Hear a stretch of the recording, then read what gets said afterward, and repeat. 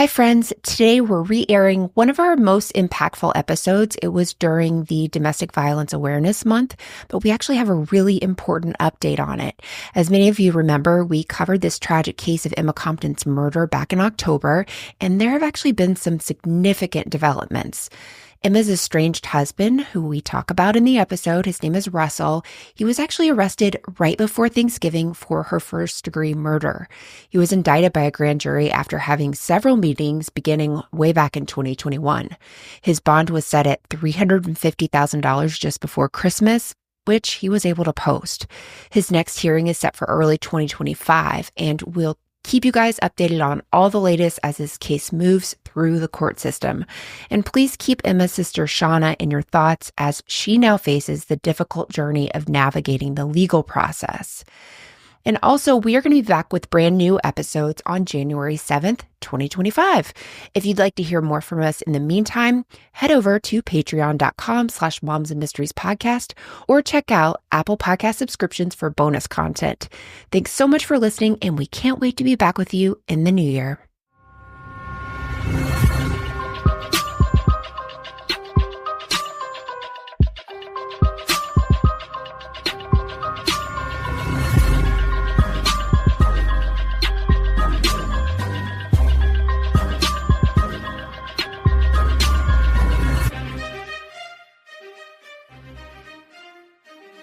Hey guys, and welcome to the Moms and Mysteries podcast, a true crime podcast featuring myself, Mandy, and my dear friend, Melissa. Hi, Melissa. Hi, Mandy. How are you? I am doing awesome. How are you? I'm good. I think we officially have to give a weather report this week. I feel like maybe we've been a week away from doing it. Mandy, what's our current weather report right this minute? Well, Melissa, we are hunkered down and preparing for the arrival of a hurricane that I really just started taking seriously about 6 hours ago.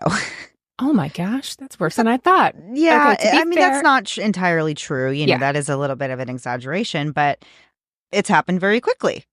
Very quickly. When they come from the Atlantic, we have like more than a week we know about it. But when they come from the Gulf, it's so fast. They get so strong, all of that. So and the path changes. Yes. So we still aren't exactly sure where it's going. I mean, we have an idea, but we're just thinking of everyone that's in the path, and it's going to be, I mean, it's just especially the hurricane. Panhandle, who's already been hit hard enough in the multiple times. Yeah, it's been crazy. So yeah, people are really going to, I don't know. I just feel so bad. People are going to be displaced and stuff. So I'm sure they're going to have. I'm sure the Red Cross is going to start, asking for things. So if you're able to give or donate or anything like that, I'm sure that will be very much needed. Yes. So October is finally here, and we've been talking about the month of October kind of leading up to this because this month we're doing things a little bit differently.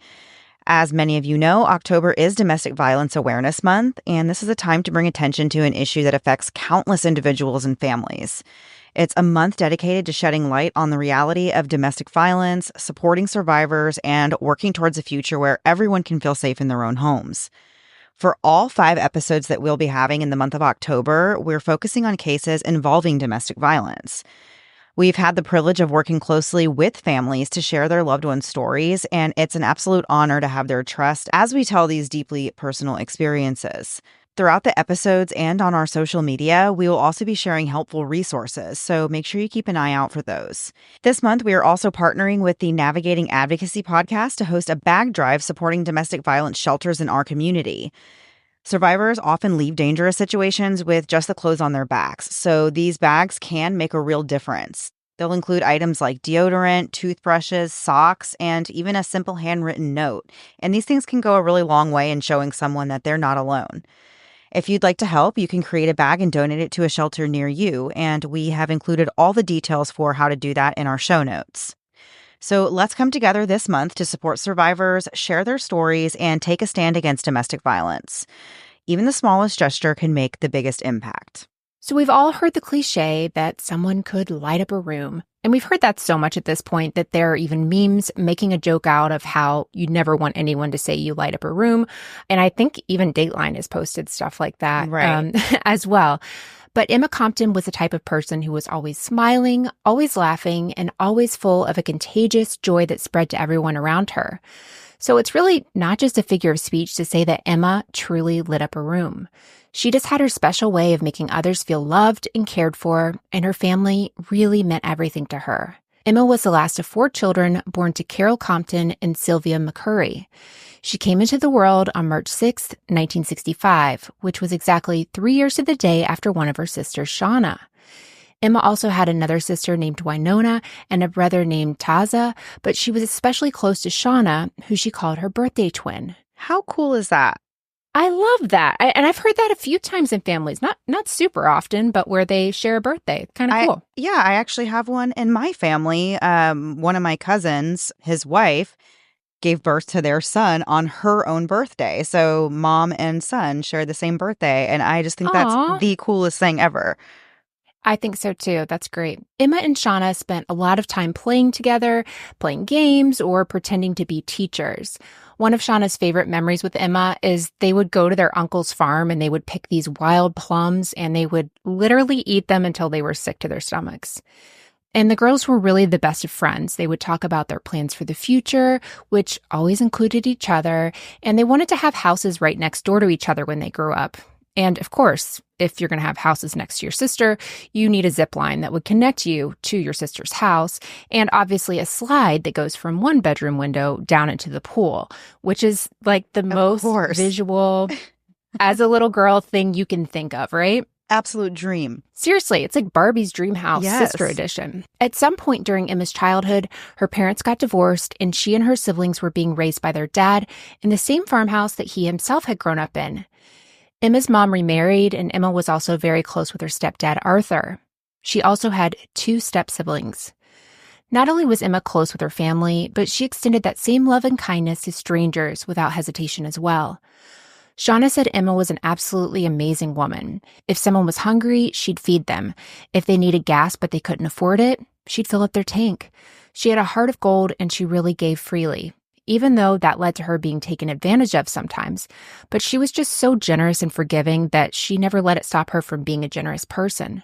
I love this quote.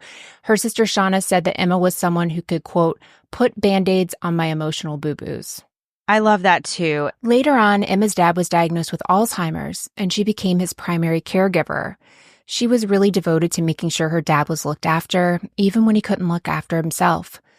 Emma also took care of her mom when she became ill and helped take her stepfather to doctor's appointments when needed.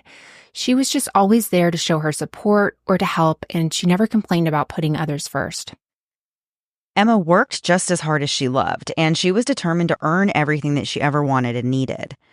She owned a convenience store called the Cody Store on Highway 40 in Natalie, Virginia, which she purchased after she had already worked at the store, and then the business went up for sale. So when this opportunity to buy the business came along, Emma jumped at it. She was very present in the day-to-day operations of this new business. She was actually physically the one that was there greeting customers with a big smile, and she would always say, "Hey, how are you doing?" She really went out of her way to make sure that the store patrons were taken care of. And if they were to come in looking for something that she didn't have in the store, she would tell them to come back the next day and she'd have it for them. Unfortunately, though, Emma's husband, Russell, wasn't very supportive of this new business venture at all. He refused to help share the workload or even patronize the business. He wouldn't even come to the store and buy anything. Emma got married to Russell Lane in 2009, though he really wasn't her first choice. By that time, Emma had already been married to the man who was described as being the love of her life, and that was a man named Brandie, and he tragically died after the couple got married.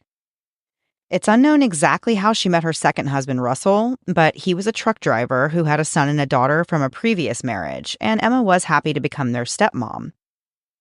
When Emma and Russell got married, Emma's dad gave them a plot of land to build a house on.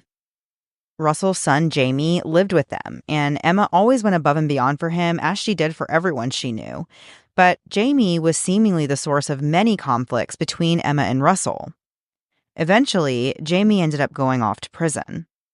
As we started alluding to before, Russell wasn't always the most supportive spouse. He wasn't a big fan of Emma owning and operating the store, and he was generally pretty controlling.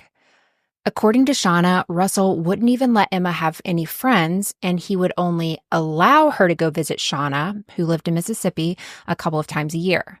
And the word allow is really the key word here. Emma was her own person, and she shouldn't have needed Russell's permission to travel. And this is a red flag that Russell was an abusive partner. Preventing or discouraging your partner from spending time with others, particularly friends, family members, or peers, is a common sign of abusive behavior.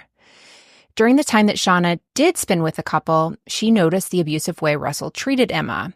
And a lot of people think that abusive partners will always try to hide their abusive behavior around others, but according to the Domestic Violence Hotline, it's actually common for abusive partners to insult, demean, or shame their partners in front of other people. On some occasions, Shawna would make comments about Russell's behavior, but then one day, Emma asked her to stop doing that because she said Russell would take it out on her after Shawna was gone. And of course, this is yet another sign that Russell was an abusive partner. But tragically, there was so much more. Russell was also physically abusive. Emma tried to leave time and time again, but Russell always went after her. At one point, he hid in the dark outside her house. When she got home and started unloading her groceries, he went up to her, put her in a chokehold from behind, and dragged her to his car. He kept telling her during this that he was going to kill her. She felt like she had no other choice but to go back to him. And of course, this is just one of many scenarios that goes to show you just how difficult it can be for a domestic violence victim or survivor to actually leave.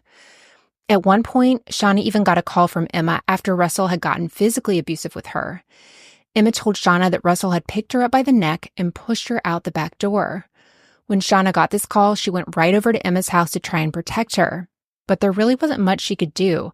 Calling the police, as we've learned in these stories, isn't always an option. According to the YWCA, survivors of domestic violence are often asked why they didn't just call the police when they're faced with domestic violence.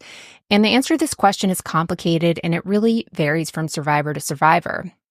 It could be fear, manipulation, control, shame, blame, judgment, or even isolation. Beyond those reasons, survivors of domestic violence often don't trust the police because they risk losing privacy, being discriminated against, retaliation from their abuser, fear of police brutality towards their abuser or themselves, or being victim blamed, or even putting their children in danger. Calling the police could also make the situation worse for a survivor if officers don't take them seriously, allowing them to remain trapped with their abuser. Also, when a police officer on the scene is unable to assess which party is the primary aggressor, a survivor may even be arrested alongside or instead of their abusive partner. And of course, those are very valid and reasons you can absolutely understand why calling the police isn't always your first option. Eventually, Emma stopped trying to leave because the things Russell would do to her when she did leave were really just horrible. And due to the horrible way that Russell treated Emma, their romance fizzled out, and by 2014, they had grown apart, but they were still living together. Emma actually moved down into the basement of their home. Remember, Emma's dad actually had given them the plot of land where this house was built, and Emma was the type who really worked hard for the things she owned and didn't want to just up and leave. Russell, though, continued his controlling and abusive behavior. And we have more to get into after a quick break to hear a word from this week's sponsors. And now, back to the episode. Before the break, we were just getting into the story of Emma Compton and what a wonderful person that she was, and a little bit about the marriage that she was in with Russell Lane. Despite the troubles that they were having at home and in the marriage, Emma's coworkers all described her as being kind and friendly, and others described her as just being a bundle of energy. She loved to hunt for great bargains at thrift stores, which her sister Shawna said, Emma had a real knack for.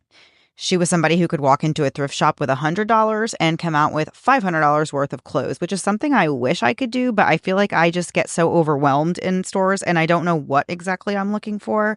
Oh, yeah. And I just do not have a knack for thrifting the way some people do. It's a real talent. The people I know that can do it and do it well, like Emma, I mean, you can really It's impressive. do quite well for yourself. But I feel the same way. I feel overwhelmed and like it's not like there's 8 of one thing. There's one and then one and then one and one. And I'm like, I don't know what I'm doing here. And the other thing is, like, let's be honest, I am not a fashionista. I wouldn't know something of value if it smacked me in the face. Like, I would not have a clue what was, what was in my hands if I was holding something that was worth anything.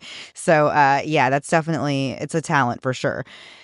When Emma would visit her sister Shawna in Mississippi, she loved to walk on the beach and just look for little rocks that had just the right texture that she could rub between her fingers. And if they weren't the smooth texture that she was looking for, she would toss them back on the beach. But when she found the perfect ones, she would keep them and take them home with her. And later, she would call Shawna and say, "Guess what I'm doing? I'm rubbing my Mississippi rock between my fingers." I just love the relationship I feel like they had the sweetest sister relationship. Shawna later said that even though Emma was 3 years younger, she may as well have been the bigger sister because she's the one who actually kept Shawna in line. Shawna said Emma was her hero. Her last words to her sister before everything changed were, "I love you." And then they blew each other butterfly kisses, which was their favorite way to end having a phone call with each other. The last time anyone saw Emma Compton was on the evening of Saturday, June 17th, 2017, when she was working at her convenience store. But what happened after that remains a mystery. Emma's sister Winona drove by the store at about 9:30 that night and saw Emma's car parked outside. She was just passing by, though. She didn't stop at the store or call because she didn't have any reason to. She assumed everything was fine and that she would see Emma the next day because their mom was actually in the hospital and Emma had plans to go and visit. But the next day, Emma never showed up to visit her mom, and that was completely out of character for her. As we said before, she was somebody who was always there for everyone, especially her family. By Monday morning, it was extremely obvious that something was wrong when Emma also failed to open the store. Again, this is not like Emma. She's always happy to run her business and to be there to greet her customers. Her mom, Sylvia, tried calling Emma, but she didn't answer, and nobody else at the store had heard anything from her either. At around 8 a.m. on Monday, Shawna called Sylvia, and this was just for their usual morning chat. But on this particular day, Sylvia told Shawna that she couldn't get a hold of Emma and something was wrong. So they hung up, and Shawna tried calling her sister, but she was also unable to reach her. Since Shawna lived out of state, she then called their other sister, Winona, and asked her to go over to Emma's house to check on her. Winona went over, and when she got there, she saw that everything at Emma's house really looked totally normal, except for the fact that Emma just wasn't home. Her car keys, cell phone, credit card, clothing, and dog were all still at the house. But after seeing the condition of things, Winona wasn't concerned at all. Shawna, though, still felt like something was off. It wasn't like Emma to ignore calls and not show up to visit their mom in the hospital. So Shawna really wanted to go to Virginia herself to help figure out what was going on. But unfortunately, it would be several days until she was able to get there later that week, which would be on Thursday. Meanwhile, when Emma still didn't show up anywhere on Tuesday morning, Shawna called the Halifax County Sheriff's Office and reported her missing. At first, police were confused about why Emma wasn't reported missing sooner, since the last time she was seen was on Saturday. But they were told that since Emma's mom, Sylvia, was in the hospital, they didn't want to worry her, and they were looking for Emma themselves for a couple of days. Once Emma was reported missing, the police assigned 3 general investigators to the case. Shawna arrived in Virginia on Thursday evening that week and got to Emma's house around 5 p.m. When she arrived, Emma's car was parked outside.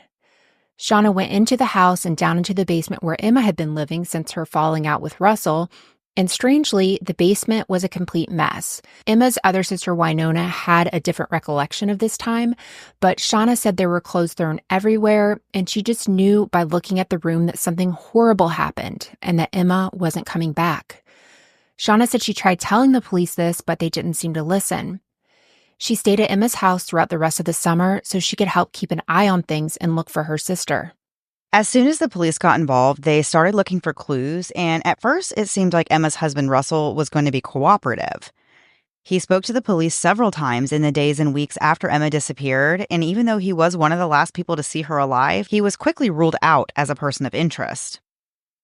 Russell said he was out of town for work the weekend Emma went missing, but Shawna actually heard a different story, which was that Russell was not at work that weekend, and that meant that he could have been at home when Emma returned after closing the store that night. And what was even more unsettling was that Russell had been strangely quiet for someone whose wife had just vanished. He didn't speak to the media, and he didn't make any public plea for her safe return. He just, in general, didn't act the way you would expect a husband who was desperate to find his wife to act. But the police didn't really focus on any of that or on him for very long. The search for Emma spread out into the area around her home in Natalie, Virginia. Local teams, the state police, and cadaver dogs searched the woods and ponds extensively, and even though there was one point when the dogs seemed to pick up a scent, they didn't end up finding anything. In a tragic turn of events, one of the local search and rescue team members suffered a heart attack during the search efforts and passed away, which led to the search event being cut short, and from there, the momentum to find Emma started to slow down. Shawna later said that when people tried to organize more searches, the investigators actually shut them down and insisted that they had everything under control and didn't need any outside help. But to Shawna, it just felt like the urgency to find her sister was fading away. And we have more to get into after one last break to hear a word from this week's sponsors. And now back to the episode. So before the break, Shawna and her family have gone to the police to report Emma missing. At first, her husband seems to be cooperating, and they're setting up searches, trying to really get momentum in the case going. The police eventually tell them not to really do these searches and that they really don't need help, which obviously is so hard to hear for the family when you want to do something for your family member and you're being turned away. So one theory that was explored was that Emma's disappearance may have had something to do with drugs after Russell made some statements to the effect that Emma was involved in some kind of drug activity. But investigators spent 3 months looking for any evidence that would support this claim, and they couldn't find anything. Meanwhile, Shawna found it totally outrageous that Russell would even say such a thing about Emma. Drugs had never been a part of Emma's life, and it seemed like a distraction from the real issue, and it made it seem like the suspicion should be on Emma herself rather than focus on figuring out what happened to her. Sadly, despite all the effort, there were no significant leads uncovered in the searches or in the investigation. Shawna says that she still has no idea why they didn't push harder with investigating Emma's disappearance, why Russell wasn't questioned more thoroughly, and why Emma's house wasn't searched sooner. There were still a lot of questions left unanswered. On June 25th, 2017, Crimeline announced a $1,000 reward for any information that could help find Emma. The local community was rattled by Emma's disappearance, and her coworkers and friends were left confused and heartbroken in the wake of her absence. People volunteered to help search, hand out flyers, and share resources to keep the search alive. Shawna stayed at Emma's house throughout the summer to make sure the case kept moving forward. She took notes, and she hoped that she would observe something that might help the investigation. And she even had several uncomfortable conversations with Russell, who was still living in the house too. One conversation in particular stood out to Shawna, where Russell started talking about how he could file for divorce from Emma on the grounds of desertion. Shawna would tell him there's no way that would happen because she was sure Emma wasn't alive. And this would make Russell mad, and he would storm out. Russell also asked Shawna on multiple occasions if she found a red sleeping bag in the basement or anywhere else in the house. He said that he had one that he couldn't find anywhere. She said no, she hadn't seen it, but she didn't understand why he kept asking her for this. Just 4 months after Emma disappeared, her mom passed away on October 15th, 2017. She had an illness, but Shawna said she also died from a broken heart. Emma did not show up to the funeral, which was yet another major red flag. Shawna told Dateline in 2017 that she didn't believe Emma would ever just walk away from her entire life and family, and for that reason, she didn't believe Emma was still alive. Emma's convenience store stayed open, but patrons told Shawna it was really hard to go into the store because Emma wasn't there. In August of 2017, the first of several vigils for Emma was held. Shawna had to guilt Russell into going to the first one, and he actually didn't even participate. He wasn't holding one of the candles, and he was also the first person to leave. Wow. On November 22nd, 2017, hunters found human skeletal remains in a wooded area less than 1 mile from Emma's property, literally right next to her property line, just about 200 to 300 feet from the electric fence that separated her property from her neighbor's. Her remains were found in a red sleeping bag. Emma's family immediately believed that the remains belonged to her, even though it had to be officially confirmed. Both of Emma's sisters gave their DNA for comparison, and the police obtained Emma's dental records. When Russell's friend called to tell him the news that human remains had just been found right next to his house, Russell was pretty nonchalant and didn't immediately rush over like you would expect someone to do if they just got news like that, especially knowing that your wife has been missing, they've just found remains near your home. You would think the first thing, literally the only thing you would do, is immediately go to the location and see what's going on. The remains were found scattered across the ground and appeared to have been in a very shallow grave, which gave the impression that somebody had attempted to bury her body.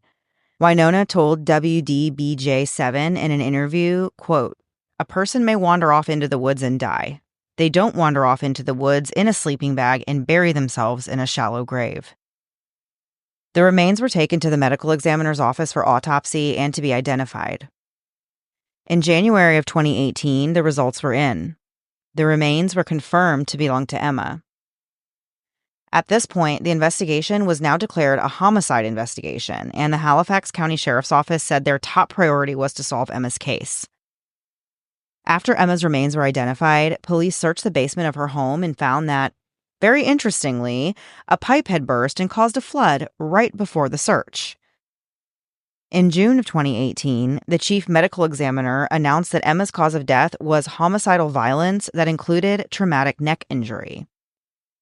Unfortunately, Emma's family wasn't told about this particular piece of information before it was released to the media, so they found out about this terrible way that Emma died from reading it in a news report. The investigator told them that they actually didn't know they were going to release the cause and manner of death to the media. I just, anytime something like that happens in a case, it's so heartbreaking because it's one of those things that you can't take back once it happens. The damage is done. The family found out in the worst possible way to receive news like that. It's just so heartbreaking. Right. In 2018, the Justice for Emma Compton Lane Facebook page made a post expressing their frustration with the media for reporting inaccurate and insensitive information about Emma's case. They also said that the Halifax County Sheriff's Office was the source of this insensitive material. That same year, Shawna planted a tree in Emma's memory. She hangs photos of Emma and other missing persons on it, along with ribbons to honor them. In September of 2019, a billboard with information about Emma was put up along Route 501 in Halifax County. It had a photo of Emma and the words, "Who Murdered Emma Compton Lane, June 18th, 2017. The billboard was funded by the Aware Foundation and stayed up for at least a month. Emma's family also announced a $10,000 reward for information leading to the arrest and conviction of the person responsible for her murder. At that time, Emma's remains still had not been released to the family. The police had a suspect in the case. They still didn't have enough evidence to make any arrests. Years passed, and in November of 2023, Halifax County Sheriff Fred Clark told 10 News that the case was still being investigated and remains a top priority. One of Emma's friends, Rhonda, told the News that she would like the police to, quote-unquote, get on it. She said they know who killed Emma. Everybody knows who did it. Rhonda said she just doesn't understand why the murderer is still just sitting there. In 2019, the Justice for Emma Compton Lane Facebook page made a post that said, quote, "Someone knows the truth. I'm pretty sure there are people covering for this murderer. They're doing it by the sin of omission. They know things that could possibly break this case wide open. Something led up to Emma's murder. It wasn't random. It was personal," end quote. The page also posted in January 2023 that they felt the case wasn't taken seriously due to Emma's social background. In response to a comment about Russell, the page said, quote, "He has been questioned numerous times. Unfortunately, he's a very good and convincing liar," end quote. In June of 2024, Shawna and the Aware Foundation held a Justice for Emma rally at the County Express store in Natalie. As of this day, no one's been charged with Emma's murder. Authorities continue to tell her family that the case is open and the investigation is ongoing. If you have any information in Emma's case, please call the Halifax County Crime Line at 434-476-8445. Emma's sister Shawna would like everyone to know how thankful she is for listening to this episode of the podcast. It means the world to her to know that people now know Emma's story and about the incredible human being that she was. Shawna said she hopes that maybe Emma can save a life or more, or can give at least one person a reason to not go back, to leave and to never, ever look back. That gives me chills. Yes, definitely. And before we end this episode, we are going to share some resources for domestic violence victims and survivors and those who would like to support them. For survivors, if you are experiencing domestic violence, there are many resources available to help you. One of the most valuable resources is the hotline, and you can reach out in several ways by calling 1-800-799-SAFE. You can also text START to 88788. Or you can visit the website to start a live chat. We will have links to everything on the web there in our show notes. The hotline actually connects you with local resources, legal assistance, deaf services, Native American services, and much more. Another helpful resource is domesticshelters.org, and that's where you can find a nearby shelter, as well as access information on identifying abuse, learning how to heal, and discovering how to get the support that you need. So if you are someone who would like to support domestic violence victims and survivors, according to the hotline, leaving an abusive relationship is a highly personal and individual decision, but all survivors do benefit from having trusted people during this very difficult time. Abusers often isolate their victims, which makes it even more crucial for their supporters to understand how to help survivors on their journey to safety. So you can find a comprehensive list of resources on the hotline's website, which includes how to start a conversation with someone who is experiencing abuse, ways to support survivors, understanding why people stay in abusive relationships, helping victims and survivors find emergency housing, and tips for intervening if you are witnessing domestic violence. By educating yourself and being prepared to offer support, you can make a significant, meaningful impact in helping someone find safety. And last but certainly not least, we just want to say a huge thank you for everybody who has had a part in working on this episode. As you know, we work with Haley on a regular basis, and through Haley, we've been connected with so many other great people who have helped us in many different ways with putting together these episodes.